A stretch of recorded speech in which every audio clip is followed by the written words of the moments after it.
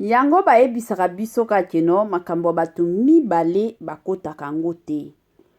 Batu mibale soki balingani bakotaka yango te. Ata soki babebani, ata soki eza ya kobeba, ata soki eza ya koinda la famille bakotaka te. Yango bomonaka na ba couple mosusu soki bazoswana mwasi na mobali. Mwasi ayo kobetela yo lisolo. Zala keba ya ba conseil kopesa ye. Zala peza keba ya ba conseil kopesa ye parce que okoki kopesa ye ba conseil moko ya koloba keno boma na yo libala.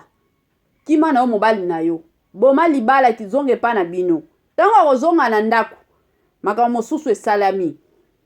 Omoni mwasi na mobali bazongani. Tango bazongana omona basi mosusu bazalaka soki azongani na mobali na ye akomi kobetela mobali na ye nyonso. Ba conseil nyonso ndenge oyebisaki ye keno boma libala matakita nyonso akobetela mobali na ye masolo ke moni kutu mutu tel ayebisinga na boma na nga libala.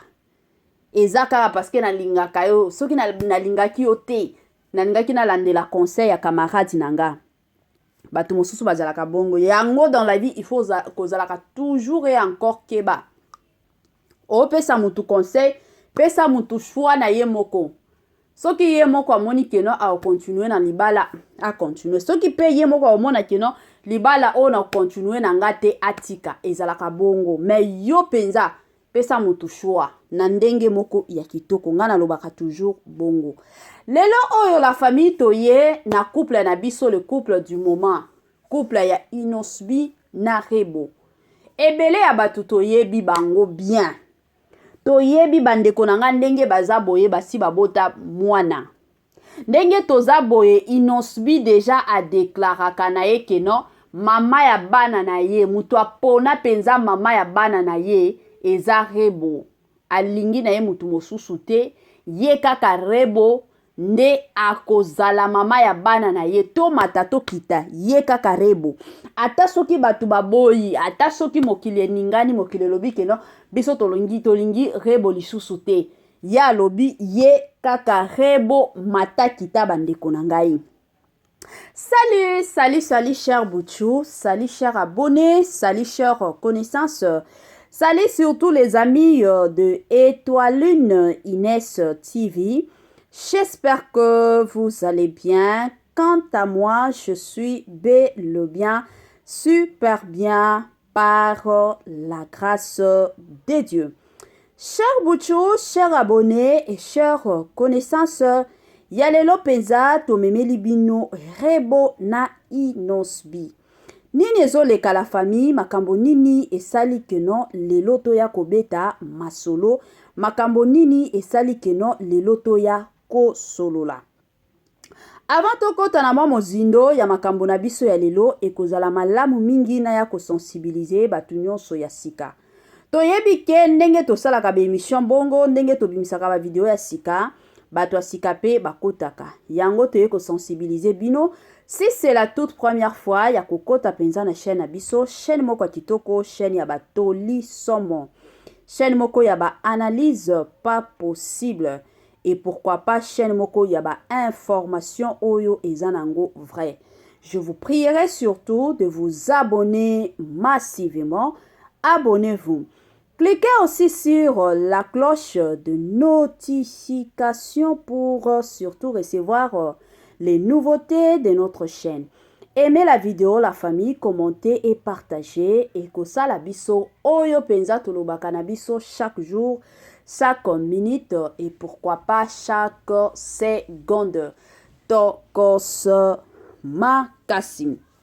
Bande konanga kande na lobaka toujours ezalaka malamu mingi soki ozolandaka biso zala penza ya kovanda. Bisika nyonso ozolandaka biso zwa penza kiti na yo vanda. Tango ozovanda ka wana Mama 2024 Gavker to Yelibino solution. Pour ba problème ya trompe, fibrome, myome, kyste, règle abondante. Gavker to Zalina solution. Yo oyo okota ménopause atana 65 ans na Gavker oko simba mwana. Ebongo oyo etali fertilité masculine. Ma papa to bossani binoté, faiblesse sexuelle, éjaculation précoce, insuffisance des spermes, topé agrandissement de pénis. Pour ça moi si et qui m'a yo ki mobali etelemaka bien te awa yoka yango etelemi ebongo oyo etali loposo vergeture babengi nduta bouton tache acné Gavker baproduit ya solo teint uniforme na 5 jours ya pamba oteli tala ndenge obimi kitoko na feti tozali na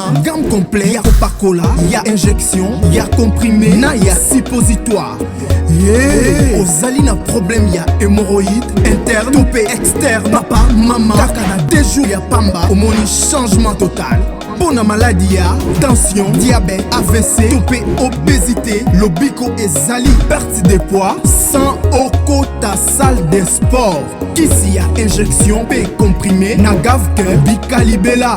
Olingi okima suki pe mandefu ya pembe, benga biso na lombango po awa tozali na solution moko durable. Ba produit na biso nyonso ezali 100% naturel pe esalemi na ba plante na ba industrie ya Angleterre pe Allemagne. Benga biso na numéro oyo plus 44 74 05 65 35 48. Gavker solution ya santé na yo. La Gavker aye na makambo ya kitoko, Gavker bandeko nanga aye na ba solution matakita.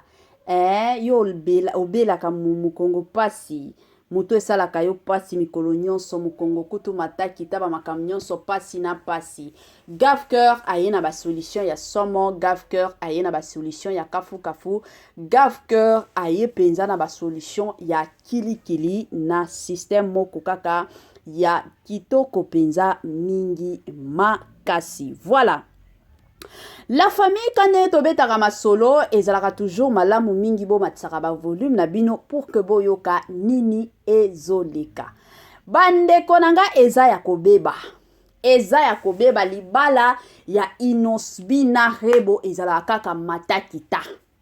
Ezala kaka matakita eza libala moko bandeko nanga façon ba congolais balandelaka libala ngo mosusu na mituna ka seke na mokili mobimba libala oyo ezala kaka libala ya Rebona Inosbito ezalaka ndenge nini façon biso ba congolais tolandelaka libala na bango bandeko nanga ezalaka ka somo.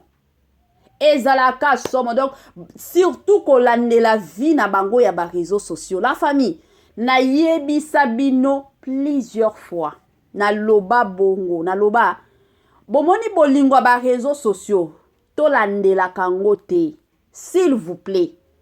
Libala o tomonaka na ba réseaux sociaux bandeko nanga ezalaka makambo mosusu tomonaka.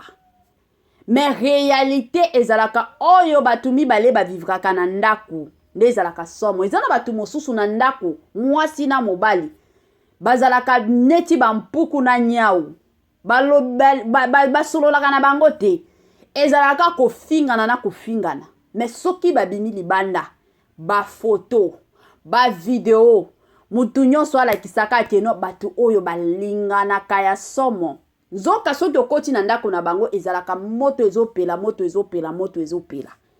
ezalaka bongo. Ebele ya batu balandelaka surtout réseaux sociaux ya batu o mibale Rebona Inosbi. Omona boye batu baokota tomoni mikolo yo Inosbi azo s'abonner lisusu te aza abonner lisusu te ya Rebo. Neti boye tolali tolamuki batu baye balobi ke non ndenge za boye. Oui c'est vrai tomoni biso nyonso na ndenge za boye Rebo aza lisusu follower ya Inosbi te donc aza lisusu abonné te ya Inosbi na nini na Instagram aza lisusu abonné na ete siko tango batu bamoni ka boye directement baye balobi ke non ndenge za boye libala ekufi. Libala ekufi parce que Rebo a se désabonna na compte ya Instagram ya Inosbi. Yango ka wana libala ekufi congolais.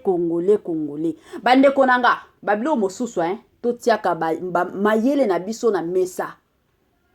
Tokolisa mayele na biso. La famille. Tokolisaka mayele na biso la famille.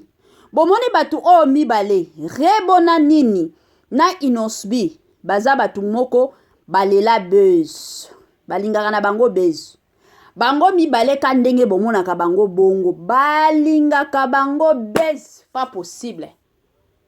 Pimela bango makam nyonso, mais base tikela bango. Base penza tikela bango, bango balingaka na bango base ya makasi. Siko soki boza deja na batu o balela base, batu a bongo.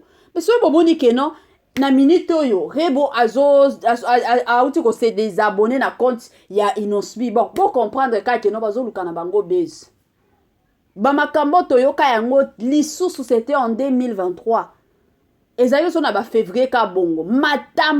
Oh nenge zaboye. Rebo se désabonna na TikTok. A se désabonner na compte ya nini?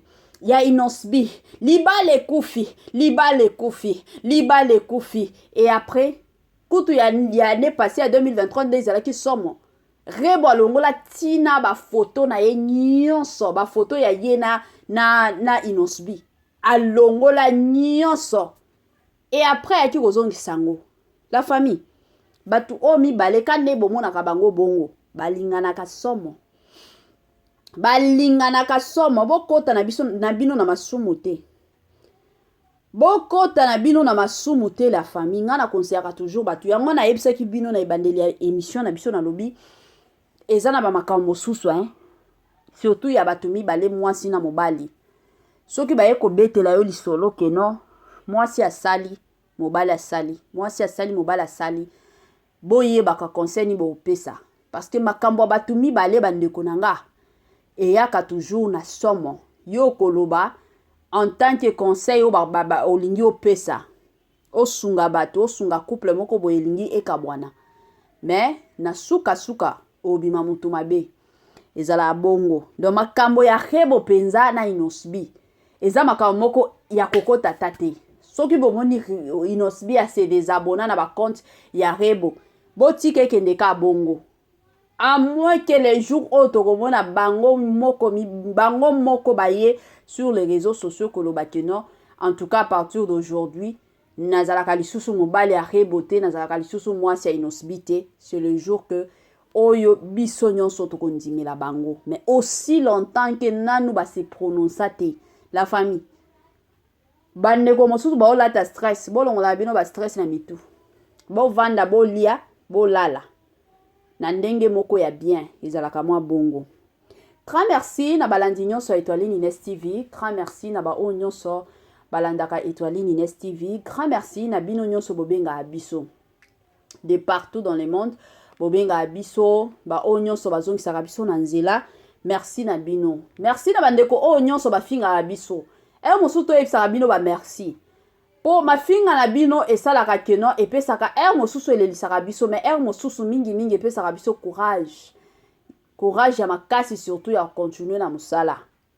Tango bokoya na mafinga na bino wana totali yango tolobi wow, c'est que na batu balandaka biso. En tout cas, merci na bino. Merci na batu o nyonso ba encourageaka bino biso, la famille. Toyebi ke ce n'est pas facile, ba o ba comprena musalo ba yebi ke non. Musalo ezalaka facile ata mukete. Ata soki tolobi ndenge nini musalo ezalaka facile te, mais bayaka toujours ko encourager biso, toye ko yebisa bino ba merci mingi ebele. Ba matondo ebele na yemoko sponsor na biso officiel, sponsor na biso oya tikaka biso te, sponsor na biso oya zalaka toujours et encore elongo na Étoile Nines TV. Natangwa pasi, natangwa mawa, ye atikaka biso te. Azalaka toujours na biso. Toye koloba ba matondo ebele na yemoko Jésus-Christ de Nazareth.